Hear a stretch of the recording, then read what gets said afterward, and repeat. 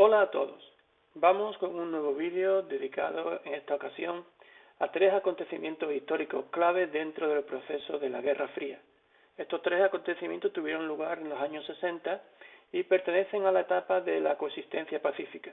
Como dije el otro día en el vídeo anterior, el nombre de la etapa despista un poco porque se supone que el deshielo, que se le llamaba así también, implicaría que los conflictos entre la Unión Soviética y Estados Unidos disminuirían. Sin embargo, vamos a ver en el día de hoy cómo en este periodo se produjeron quizás 3 de los conflictos más emblemáticos de la Guerra Fría. Pues vamos a empezar con la presentación. Aquí dejamos el otro día a Brezhnev, que si os acordáis es el líder soviético que sustituyó a Nikita Khrushchev, que a su vez fue quien sustituyó a Stalin tras su muerte. Pero esto es del vídeo pasado, igual que esta información. Nos quedamos aquí, viendo los conflictos que se iban a producir en los años 60 entre los dos bloques, el bloque soviético y el bloque capitalista. Vamos a volver a Berlín. Si os acordáis, poco después de haber acabado la guerra hubo una tensión entre Estados Unidos y la Unión Soviética por culpa de la ciudad de Berlín. Stalin había bloqueado la ciudad porque los americanos habían establecido una unificación del territorio aliado. Los ingleses, los franceses y los americanos unificaron su territorio. No era eso lo pactado. Así que Stalin bloqueó aquello, pero finalmente lo desbloqueó, ¿no? Y así nacía la RDA. Pues bien, lo que está pasando ahora es que muchos ciudadanos de la RDA, es decir, de la República Democrática Alemana, se están pasando a la RFA, la República Federal de Alemania. Es decir, muchos ciudadanos que están en el bloque soviético se pasan al bloque capitalista. ¿Y cómo lo hacen? A través de la ciudad de Berlín. Si tú podías llegar hasta Berlín, una vez viviendo en el bloque comunista, incluso en otro país, viviendo en Checoslovaquia o donde fuera, entonces tú vas a la Alemania Oriental, de la Alemania Oriental vas a su capital que es Berlín, y desde Berlín Oriental te pasas al Berlín Occidental. ¿De acuerdo? Entonces, esto suponía una sangría de población, a veces de gente muy preparada, que se iba de un bloque al otro. Lo que pidió Brezhnev es que la RFA hiciera algo al respecto y cortara esta sangría. Como no tuvo respuesta, decidió de un día para otro construir un muro que dividiese la ciudad de Berlín en dos y que rodease el Berlín capitalista, con lo cual ya se hacía prácticamente imposible acceder a la Alemania capitalista, ¿vale? Esto ocurrió en 1961, el 13 de agosto. Entonces os he traído unas imágenes para que veáis el proceso de construcción. Imaginaros que una noche os habéis quedado en casa de vuestros abuelos a dormir y a la mañana siguiente, cuando queréis volver a casa de vuestros padres, no podéis porque hay un muro que lo impide. ¿De acuerdo? Fijaros, esto se hizo de un día para otro. Aquí tenéis a los ciudadanos de Berlín mirando atónitos cómo el ejército comunista está vigilante mientras construyen el muro. Primero pusieron una verja, una alambrada, y luego hicieron 2 muros. En realidad el muro de Berlín son 2 muros, uno enfrente del otro, y en medio de los 2 muros había alambradas de espinas y circulaba el ejército por allí con perros y armados para que nadie pudiera cruzar esa zona. Aquí tenéis que el muro era muy alto, si no recuerdo mal eran 3 metros de altura. Y como podéis ver, aquí tenéis un muro, pero aquí hay alambradas, espinas y todo esto, tanques.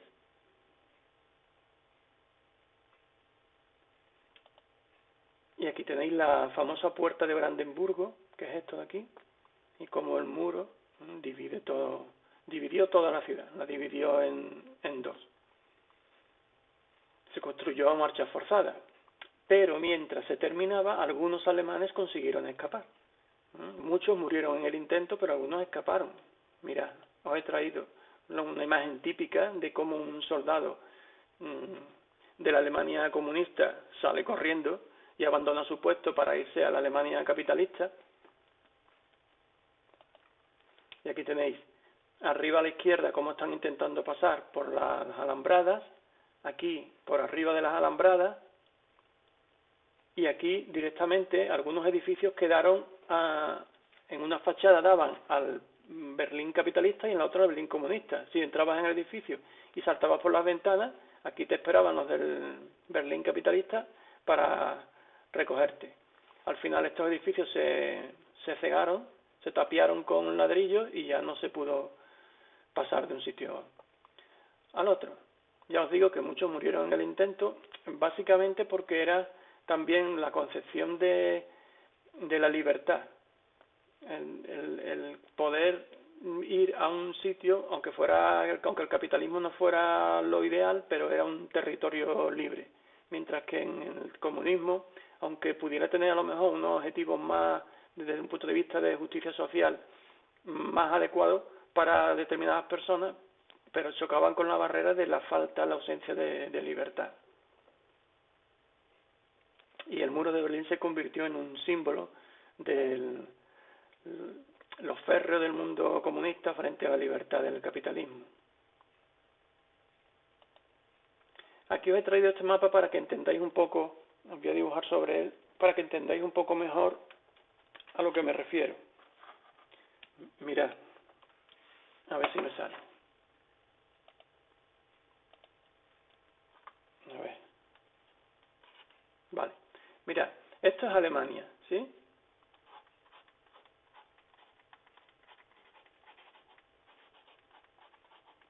Alemania en completo, pero cuando es liberada de los nazis, Alemania se divide en 4 zonas.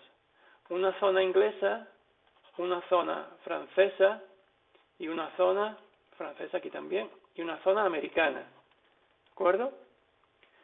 3 zonas capitalistas y una zona comunista, la zona soviética. Esto mismo se reproducía en la ciudad de Berlín, que era la capital. Pero si Berlín se dividía en 2, ¿vale? Aquí estaba, bueno, en 4, pero 2 zonas, una capitalista y otra comunista. Si tú vivías en la zona capitalista y querías ir a la Alemania capitalista, podías hacerlo por carretera. Lo que hizo Stalin fue bloquear la carretera y entonces lo que hicieron los americanos fueron lanzar aviones haciendo un puente aéreo para poder mandar recursos a los berlineses. ¿Sí? Lo que se hace ahora es que se cierra la ciudad de Berlín. A ver si me sale.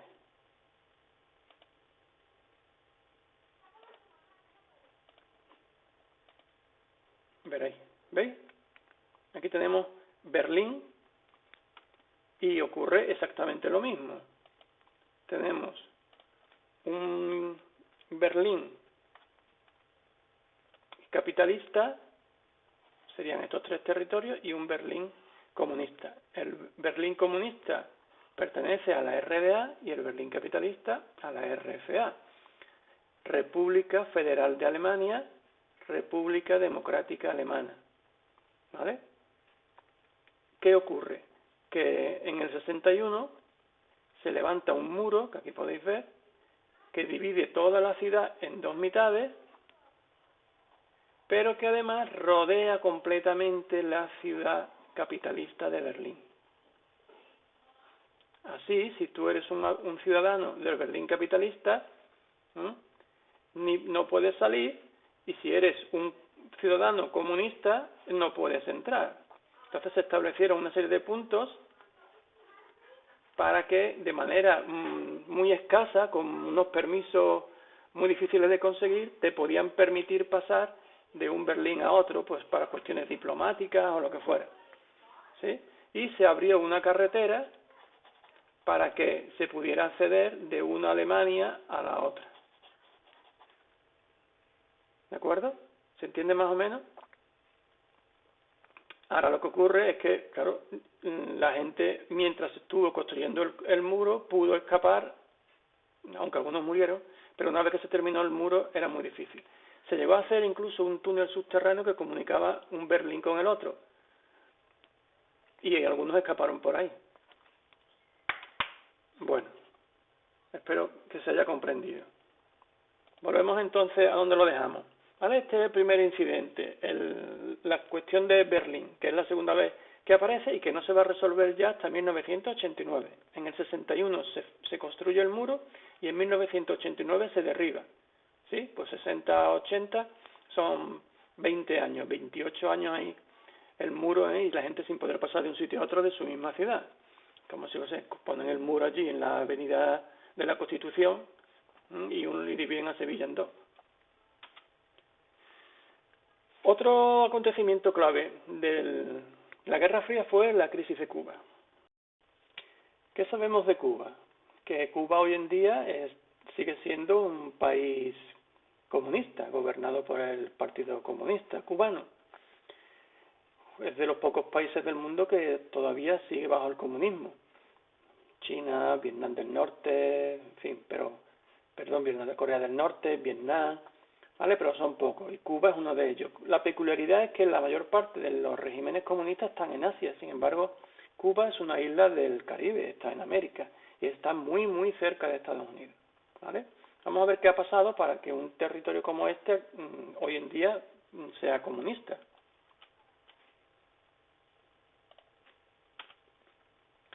De entrada, Cuba en los años 50 estaba siendo gobernada por un dictador, tal Fulgencio Batista. Pese a ser un dictador, era un aliado de los Estados Unidos. Acordaros que en los años 50 Estados Unidos también se acerca a una dictadura europea, que es la nuestra, la española, y establece acuerdos con Franco. A Estados Unidos las dictaduras no lo hacían no pactar, les daba igual. Aquí tenéis a Fulgencio Batista y aquí tenéis al lado la ubicación de Cuba por si alguno está despistado, ¿vale? Aquí en el Caribe, en Centroamérica, se encuentra la isla de Cuba. Muy cerquita está la península de Florida, que pertenece a Estados Unidos, ¿vale? Bueno, ¿qué pasó allí? Pues una serie de militares revolucionarios cercanos al socialismo, al marxismo, al comunismo, liderados por Fidel Castro y por su mano derecha, el Che Guevara, llevaron a cabo una revolución y les salió bien. Y al triunfar esta revolución se acercaron a la Unión Soviética ante la actitud hostil de los Estados Unidos. Teniendo en cuenta que eran una isla muy pequeña frente a un país enorme, y entonces en la Unión Soviética encuentran el respaldo que les puede permitir seguir existiendo como país. Aquí tenéis a Fidel Castro y al Che Guevara. Ya sabéis que el Che recibe este apodo por su origen, que es argentino, él no es cubano. Vale. Tenéis que saber que esta imagen del Che es una de las imágenes más representadas de la historia, junto con imágenes como la de Jesucristo, por ejemplo. A ese nivel más o menos se encuentra esta imagen del Che, que es súper reproducida en un montón de objetos, camisetas, tazas, lo que sea.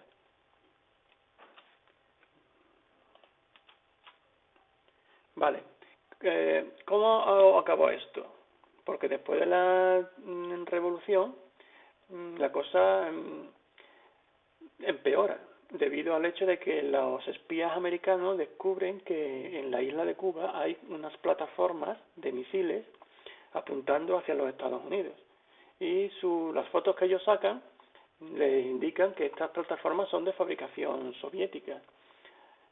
Claro, como los soviéticos y los cubanos ahora son aliados, son socios, pues se ve que los soviéticos empezaron a llevar materiales de guerra allí a Cuba.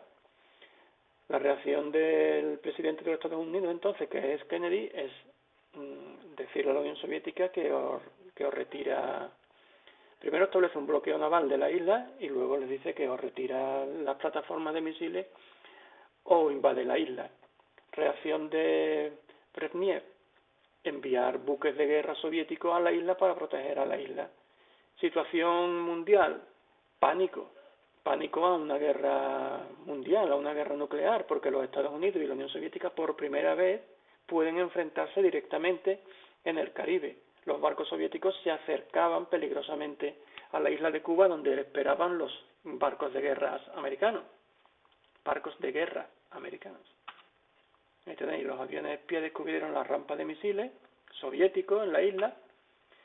JFK, que es John Fitzgerald Kennedy, el presidente de los Estados Unidos, uno de los más famosos también, establece el bloqueo de la isla, es decir, nadie puede entrar ni salir, y amenaza a la Unión Soviética de que o esto cambia, los misiles, las plataformas desaparecen, o invade la isla. La URSS envía barcos de guerra, miedo a la Tercera Guerra Mundial, pero cuando ya la cosa parecía que iba a acabar fatal, se establece un acuerdo entre los soviéticos y los americanos por el cual los soviéticos retiran las plataformas de Cuba, los americanos quitan el bloqueo y no invaden la isla, y además retiran los misiles que tenían en Turquía, que también eran amenazantes para la Unión Soviética. ¿De acuerdo? Así que finalmente la situación se soluciona y ese momento de tensión que se vivió en el año 62, que fue el momento de tensión más alta de la Guerra Fría, por fin se tranquiliza y la cosa acaba bien. Ahí tenéis a John Fitzgerald Kennedy, que como sabéis moriría poco después asesinado de un disparo en la cabeza. Uno de los presidentes de Estados Unidos más emblemáticos de su historia. Y el último de los enfrentamientos indirectos que vamos a ver en el día de hoy propio de la Guerra Fría es la Guerra de Vietnam. Quizás el acontecimiento bélico más duro que ha tenido que padecer Estados Unidos y su población. Para ellos fue muy impactante ver cómo miles de sus hijos, de sus jóvenes, morían en la selva de Vietnam, tan lejos y sin entender muy bien por qué estaba ocurriendo aquello. El origen de la guerra de Vietnam, que como sabéis está en Indochina, Laos, Camboya, Vietnam, luego os lo enseñaré como siempre en una bola terráquea. El origen de la guerra aquí está en la división de Vietnam, que como Corea se había dividido en dos mitades, un Vietnam del norte comunista y un Vietnam del sur capitalista. En este caso, en vez del paralelo 38, aquí tenemos el paralelo 17, pero viene a ser lo mismo. ¿Qué ocurrió? Que en Vietnam del Sur quedaron comunistas, que se organizaron en una guerrilla llamada Vietcong, una de las más famosas, una guerrilla muy bien organizada y bastante potente. Esta guerrilla recibía apoyo del Vietnam del Norte, donde gobernaba Ho Chi Minh, que también lo veremos luego. ¿Vale? Así que tenemos un Vietnam del Sur capitalista, pero con una guerrilla que se había quedado allí en su interior, y un Vietnam del Sur comunista. Ante esta situación, los capitalistas de Vietnam del Sur buscaron el apoyo de Estados Unidos, que empezó a enviar tropas a partir del año 64 para apoyar a Vietnam del Sur. Hasta 500.000 soldados llegaron a estar allí en Vietnam para detener al Vietcong. Pese a que eran muchos soldados, la guerra entre el Vietcong y los americanos no terminaba. La situación era muy difícil para los soldados americanos porque era un entorno físico muy hostil, una zona selvática que los americanos no controlaban bien y que los de Vietnam sí. Entonces, además, el Vietcong contaba con el apoyo popular y se les hacía a través de la guerra de guerrillas muy difícil a los americanos derrotarlos. Ahí tenéis a Vietnam en la península de Indochina y aquí tenéis a Ho Chi Minh, otro de los tipos famosos por su crueldad.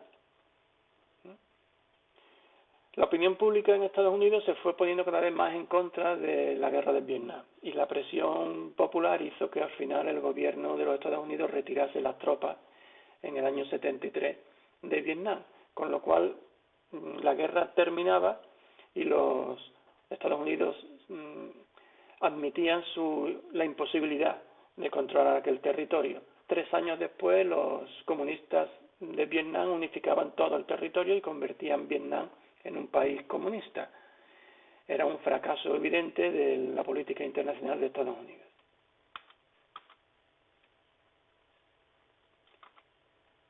Esta es la información que os acabo de dar. Bueno, y claro, esto es como la teoría del dominó que os hablé en el vídeo pasado, de que una pieza va tumbando a otra. La doctrina de Truman consistía en evitar la expansión del comunismo desde el primer momento en el sitio que fuera del mundo.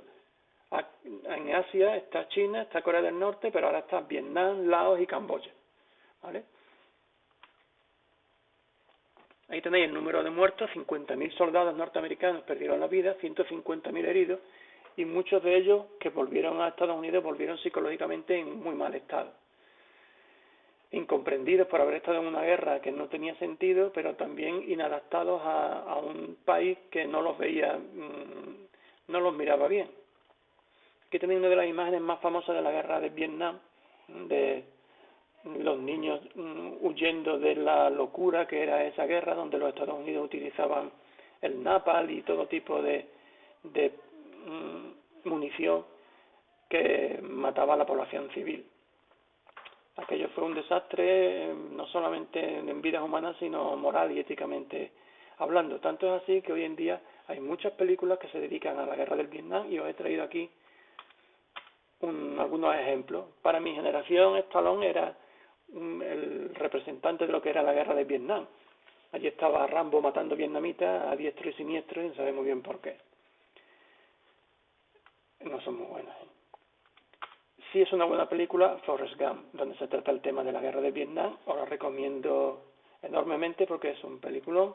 Y otras películas más bélicas, porque Forrest Gump no se puede considerar una película bélica, pero esta sí. Nacido el 4 de julio, que es muy buena película también, que hace bastante hincapié en los chavales que volvieron tan mal de Vietnam. Y si es bélica, es Apocalypse Now y La chaqueta metálica. Son muy buenas películas donde se toca la temática de la guerra del Vietnam, y os las recomiendo, ¿vale? Bueno, en el vídeo de hoy vamos a poner un anexo de la Guerra Fría, que fue la carrera espacial.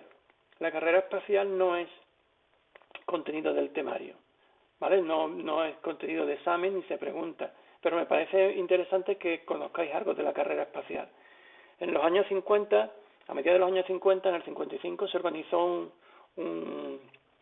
una reunión de científicos hablando de la posibilidad de conocer el universo de manera directa, es decir, de empezar a conocer el universo haciendo estudios científicos, y los Estados Unidos y la Unión Soviética mostraron su interés de hacerlo, de empezar a enviar satélites artificiales para tener datos de lo que había en el universo más cercano a nosotros. Entonces se inició una especie de carrera en el espacio por ver qué bloque daban los pasos más importantes.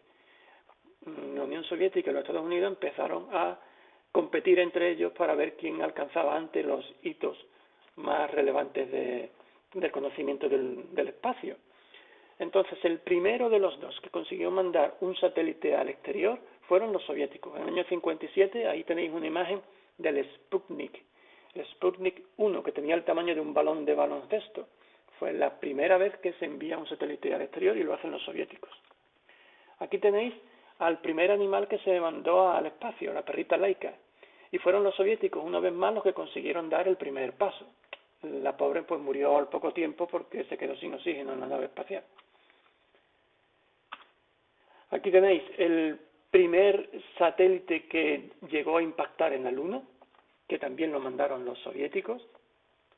Y aquí tenéis la primera persona que viajó al espacio, Yuri Gagarin, también soviético. Como podéis apreciar, los primeros pasos se los están llevando los soviéticos. El primer satélite, el primer animal, el primer satélite que llega a la Luna y el primer hombre que viaja en una nave espacial. Aquí tenéis a la primera mujer, Valentina Tereshkova, que viajó al espacio, también soviética, y aquí tenéis al primer hombre que salió en el espacio de la nave para dar un paseo, Alexei Arkipovich Leonov. ¿Qué quedaba, por lo tanto? Los soviéticos habían ganado en todo: primer satélite, primer animal, primera persona, primero en llegar a la Luna una nave. ¿Qué quedaba? Pues quedaba que el hombre llegara a la Luna y pisara la Luna. Y aquí los Estados Unidos se pusieron las pilas para adelantar a los soviéticos y la NASA hizo todo lo posible por ser ellos los primeros. Aquí tenéis a Neil Armstrong pisando la Luna. Sí, ya sé que hay mucha historia acerca de que no es verdad, de que no había viento y parece que la bandera está ondeando. Como podéis ver, la bandera tiene un palo arriba que la mantiene firme y está arrugada porque venía arrugada. ¿Vale? Este viaje lo consiguieron en 1969, no fue solamente Armstrong, sino que fue con Collins y Aldrin. Ahí tenía los tres, de izquierda a derecha, Armstrong, Collins y Aldrin. Los tres tripularon y hicieron este hito para la historia de la humanidad. Y con esto nos quedamos hasta el próximo vídeo, que terminaremos ya el tema de la Guerra Fría.